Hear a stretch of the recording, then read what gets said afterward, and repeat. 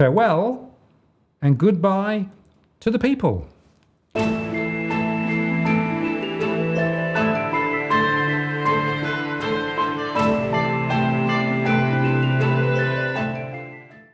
Martin North, John Adams, in the interest of people. Hello, John. Hello, sir. Pretty momentous show today. Yes. It's been quite the journey for 4.5 years. It's we've covered a lot of ground, and obviously this is the last time I'm going to be actually sitting here in the studio. So I think you're doing your final. So we're recording on Sunday, the 5th of March, and I think your final program is going to be on the 7th on Tuesday night. So, but given that you've sold this house, this is the last time I'm sitting here in this particular house. Yeah, absolutely. Well, at the moment, most of the upstairs is pretty vacant, so we've already got rid of a lot of property, particularly, beds and other things. And so, yeah, the studio is the last thing to be taken down, but it's going to take me a little while to take it down. You can see the spaghetti in the room here, right? This is a non-trivial exercise, and I want to make sure everything's boxed up properly because I'm taking most of the gear with me to the UK and putting some in storage, but most of it's going to the UK because I want to be able to set up the studio there, somewhat similar to what I've got here. Sure. So I wanted to take this opportunity, Martin, to obviously thank you for this extraordinary journey for the last 4.5 years, and obviously thank the audience because I've always wanted to do something of this type of work, serve the public interest, and obviously be controversial but be factual, and I guess use my sort of nerdiness, intellectualism to a greater good. And it was only supposed to be one recording, and here we are after 4.5 years, and we've done a lot of shows. And one of the things I think we've proven in this journey, Martin, is that I mean there are other commentators across the world talking about facts, but I think what we've been able to show is you can commentate, but then you can actually use your knowledge and the will of the people and the support of the people to then actually make things happen in the real world. And that's been the most, I think, exciting thing that I've experienced over the last few years of actually saying, I mean, like one thing I'll say is back in, say, 2008, 2009, when I used to watch TV, I used to scream at the TV because I'd be watching these politicians, and this is before I worked in Parliament, I'd be watching these politicians or the media saying various things, and I knew it was wrong. And I would just say to myself, what's happening with this country? Because just the mentality of some of these people in these elite positions just pissed me off tremendously. And then obviously I had the opportunity to go work in Parliament, so I got to see how the sausage is made behind the scenes, and that was a big learning curve. And then by 2015, 2016, I just said I had enough. I want to actually voice my opinions publicly and actually influence the public debate. And that's, I guess, along that journey we met.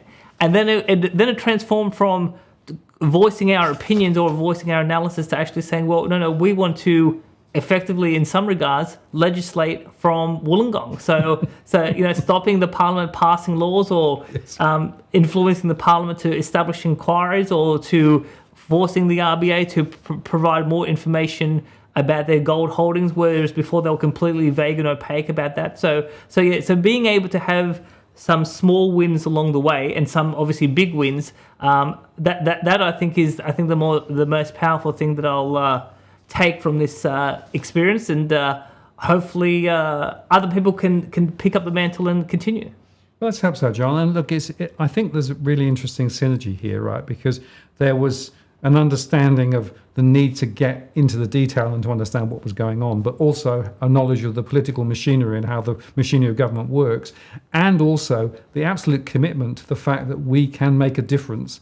And using this channel and using our influences and collaborating with other people, we were actually able to make things go differently than otherwise that might be expected.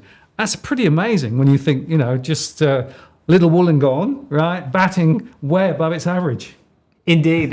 One of the things is just look, just for the benefit of the audience, I guess one of the things that I want to thank you personally for is the. I've studied economics for more than 2 decades, and I've learned a lot and read a lot about economics. But when you learn economics at the university level, or if you go into the profession, you don't really get a detailed understanding about banking and in terms of how banks work and all those technical issues at the micro level, because macroeconomics tends to gloss over those sort of issues, and then in microeconomics you're looking at markets, you're not necessarily looking at banks. And so where I think I had an intellectual blind spot back in 2017, 2018 was having a detailed knowledge about banks and how and the importance of what these banks are doing at the granular level, particularly around mortgages. That's something where I've learnt a lot over the last 4 years from you, because obviously that's your expertise. And I feel now I'm much more complete as an economist and a public policy practitioner, because you had the missing piece, and I was able to obtain that missing piece. So I understand the economics, I understand the politics, and now I understand a lot more about the banking system and how that works at a detailed level, and how that interconnects into this debt bubble, and obviously what are the policy levers, not only in terms of government on banks, but what can the banks be doing to start to manipulate the economy, either in a big way or a small way. Yes, and it's worth just reflecting how important the financial system is to an economy, particularly our economy. And of course, we've got massive debt. We hold the prize, or nearly the prize, for household debt. We've got very high home prices as a result of it, all of those things. And the influence that the financial system and the banks in particular have on government and government policy, and the interaction between the financial entities and government entities, and who's pulling whose string, is a very interesting question. And so if we don't actually understand how the finance sector is working and plugged in and what its agenda is, you've got a huge missing piece of the puzzle when you try and model the economy. Indeed.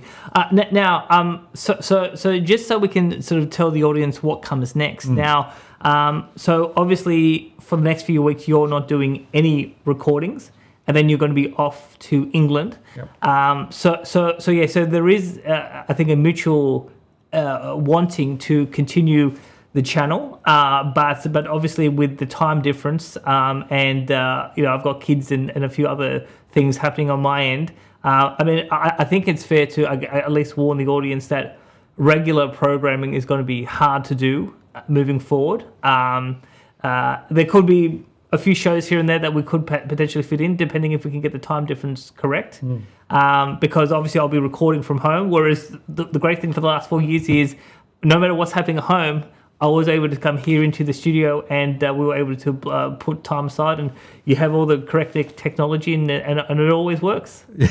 Yeah, there was one show where we actually had to re-record it because I got the audio wrong. Do you remember that? But yes, I remember that show. Apart from that, yeah, the technology has always worked. And look, I'm confident that we can find a window where we can actually, get a recording done. The Zoom stuff can work fine. We've used Zoom before. We just need to figure out how to do it, right? There'll be a 9-hour time difference by the time I get to the UK. And I'm happy to sort of do odd hours, because I'm still going to be following the Australian market. And very importantly, people need to understand, I'll be running my Australian surveys. I've got a number of Australian clients that I'm still looking to service. So I'll be up at odd hours dealing with Australia. So hopefully we can find a sort of a piece of the day or the night in the UK that fits your agenda, but it is going to be more complicated because you've got other things on, of course, and you've got lots of kiddywinks. Indeed. Now the thing is that this could be, and we'll have to figure, the audience will have to forgive us. So this could be our last show, or it could be our second last show. So we are going to record one show after this, and it's called The Final Secret. And we do have something big to reveal, but we're waiting for some key events to happen before we can reveal it. So what we're going to do is we're going to record the show about the package, about ASIC, about a few other things. And if those events do occur, we will put the show on the channel, and people will get to reveal a big secret that we've been holding for a long time. So we'll have to wait and see if the big secret is revealed or not. But the one thing I would just say about this package, Martin, and the whole ASIC agenda, is that a week and a half ago, I wrote to ASIC, the investigators, investigating that 600 pages, and I said, please provide me an update. It's been 3 months. are you still investigating, or have you concluded your investigation? And if you've concluded the investigation, what was the outcome? So they came back within 24 hours and said, as previously discussed, we can't tell you what we're doing, but we're still investigating. I mean, that is the basic message. So the one thing I can only say, Martin, is that, and people in some of my camp have echoed this, who used to work at ASIC, who are advised me, is that after 8 months of a criminal investigation, if there was no substance to the allegations, the investigation would have concluded by now. So the chances of getting investigation is less than 1%, 0.7% to get the investigation. But once the investigation starts, if there's nothing, if they start digging around and they realise that there's no crime, or we can't get the evidence to bring something to court, then they'll likely draw a line through it within 6 months and they move on. So here we are so we're recording in March, Martin. So this is the 5th of March. I handed the folder in on the 6th of April. So basically 1 year, so like 11 months and 1 day historically. And they started the investigation in July. And so here we are in March of 2023, and they're still going. So that, there's different ways to interpret that. But obviously, if I was just making all this up, they would have said, off you go, Adam. So that's the first thing. Now, the second big thing just to reveal is that the submissions to the ASIC inquiry closed last Tuesday. No submissions, to the best of my knowledge, have been processed. Nothing's been published on the ASIC inquiry website. So this secret that I told Parliament on the 30th of January, which is the show about John Adams faces the death penalty in North Korea, that is yet to be considered by Parliament. And so what we're waiting to see is, will the inquiry accept that submission or not? And if they do, then we're off to the races. Absolutely. So we'll record another show, and that show, of course, will or may see the light of day, depending. Now, I thought it'd be worthwhile, Martin, is just to, I guess, recollect about some of our fond memories over the last 4.5 years. Yep. And one of the interesting things that, we did a number of remarkable shows, and I mean, just to understand how this typically works is, I come up with a crazy idea. I'll call Martin and say, I want to do a show about this. Early on, Martin was very hesitant, and Martin would say, maybe not, maybe tone it down a bit. But over 4.5 years, I think it's fair to say... You've dragged me in, particularly those titles. Yes, I think after 4.5 years, you're much more relaxed about being controversial. It'll be very interesting when you go back to England, given how conservative the English establishment is, as to... whether you'll revert back to your traditional ways or not. But no, look, in terms of, I guess, my favourite episode of all the ones that we did was perhaps the economic massacre of Mandurah. And that was a show that we did in 2019 where Robbie Barwick and I travelled to Perth, and I was speaking... doing a presentation at a Citizens Party event that they invited me to go to, and then Robbie and I went down to Mandurah, and we got to see all of those for sale signs because the market had effectively collapsed about 30%. Now, that was 2019, and obviously with the COVID-19 stimulus, Mandurah has come roaring back in terms of property prices, just like right across the country. So things are dramatically different in Mandurah in 2023 compared to 2019. But can I say, as we go forward into 2023 and as interest rates continue to go up and there's more and more pressure, I think Mandurah may revert back to how it was in 2019. But the reason why this is my favourite show, Martin, was that so we just were in the town. I pulled out my phone. Robbie's driving through a few streets. I'm taking a few photos. We were very surprised to see all these signs. So we said, okay, it's an interesting set of observations. Let's do a show about it. And the fact that when we released the show, the word got out in Mandurah. A lot of people in the town watched the show. It was the key talking point. I was on the front page. Well, we were on the front page of in terms of the Mandurah local times for 2 weeks in a row, and we had the mayor, the state member, the federal member calling us liars, and yet the people of Mandurah were saying, our analysis and observations was fairly accurate. I mean, that was something I did not expect to happen from just sitting here and just talking about something I filmed with my phone that would blow up into a huge local story, to the point where the member for Andrew Hasty, who's the local federal member, when questioned at a public event, he said, "How dare those people from the east come into our town and tell us how to live our lives or how our town should be running?" So we really hit a nerve there, but yeah, that was. I mean, we've done a number of shows where there's been a reaction that I didn't expect, but that was perhaps one of the more memorable ones for me. Yeah, and just on that episode, there's two things which stand out for me. One was the idea of effectively ringing the bell every time we drove past a for sale sign, right? I mean, that was a really very effective little tweak that I added in, which I thought worked quite well. The other thing, of course, is that it very much led to the Four Corners, and Four Corners, Michael Brissenden actually went across into the same area and, in fact, found some of the same things. So it's interesting how that got momentum, and it was part of a broader story then about mortgage stress. And it's worth just reflecting, of course, mortgage stress has continued to grow across the country, and the dynamic that we saw over in Mandurah is now appearing in other parts of the country too. Yes. And this is a very important leading indicator. And now everybody, from Roy Morgan and NAB, they're all talking about people in financial difficulty. I think we're going to find Mandurah-like symptoms in a number of other places ahead. So it's not just an interesting historical record, but it's a leading indicator of what we're going to see, I think, in the next few months.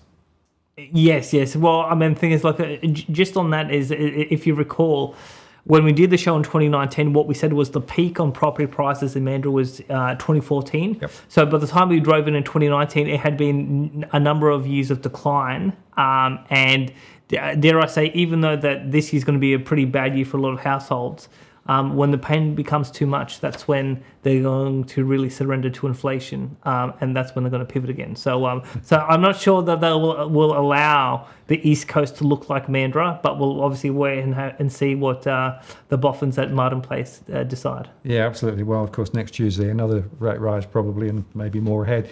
NAB's saying another 3, some of the others are saying less so. So we are certainly in a different environment at the moment. But you and I both believe at some point they will turn tail. They will actually reverse what they're doing, because the social and economic consequences, if they don't, are too severe.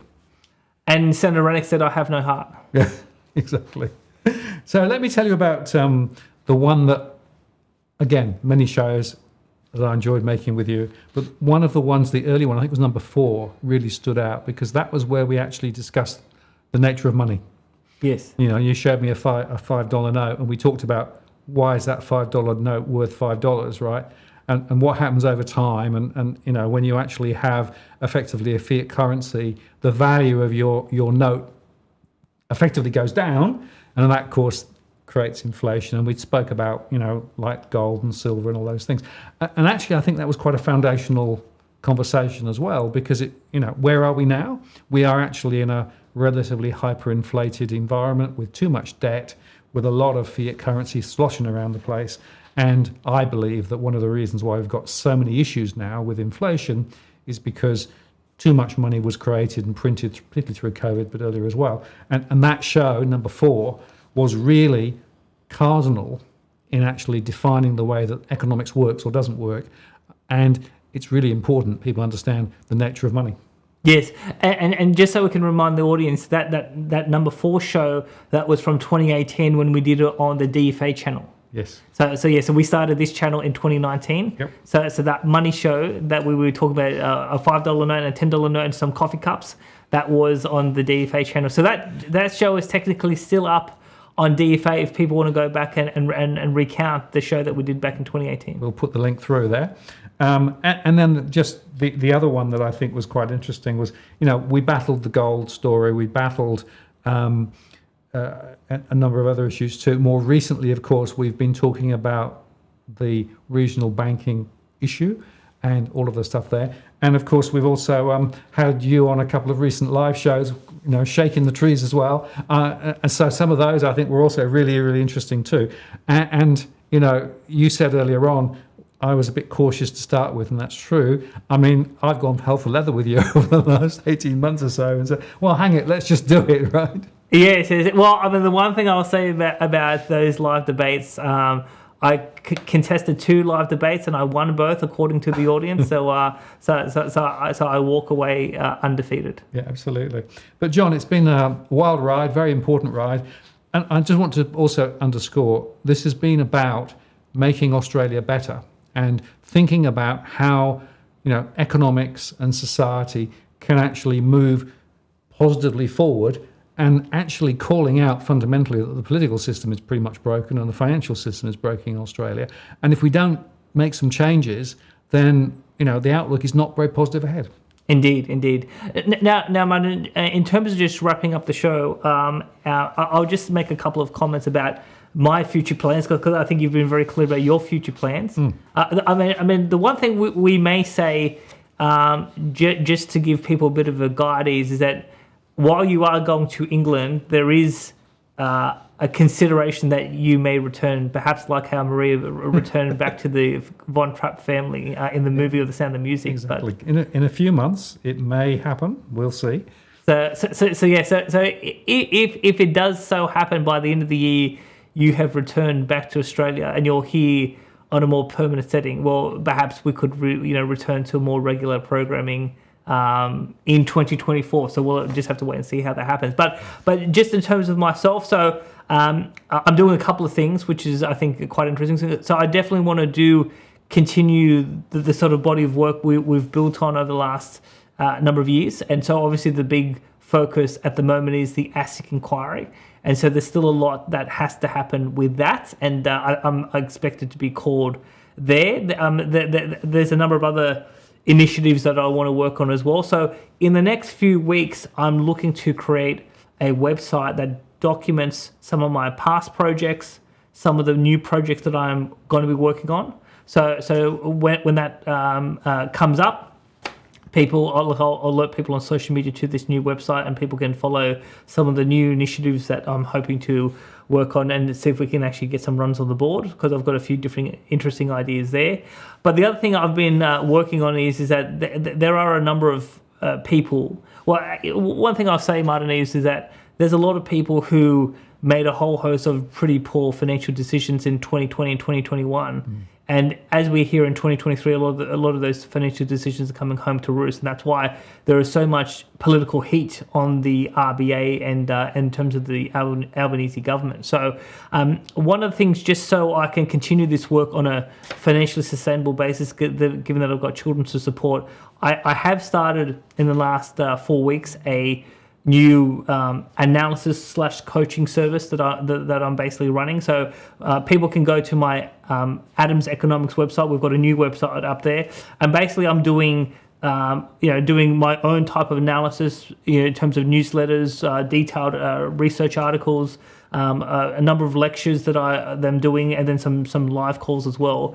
where people, if they want to get further deep into the detail of some of the things that I do, and my ability to necessarily not talk about the here and now, but also to project forward about what's coming. Because if you're going to make a big financial decision today, you need to know how that's going to play in the next 18, 24 months. Because if you don't anticipate, well, then that's when you you may find financial difficulty. So one of the things I'll say, Martin, on this is that there's a lot of people who'll go to a financial advisor, and the financial advisors generally are not economists, and they'll give you advice based on a set of economic assumptions, or a set of a singular view about the economy.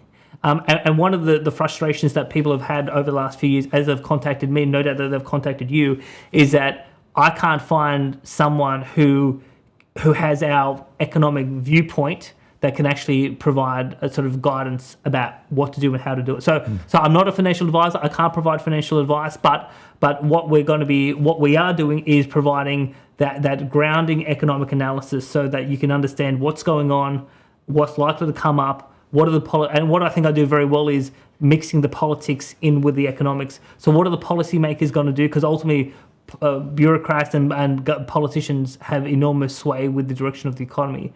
And so given that I have worked in that environment and I know these people very well, I've got a good sense as to where I think the future decision is going to be like. And so this is where I think I can add value. And then obviously people can sort of get independent professional advice based on my general economic understanding. So if people want some help, and we've got only like a limited number of places that we're going to be offering. So there's me and one of my business partners, we're working on this.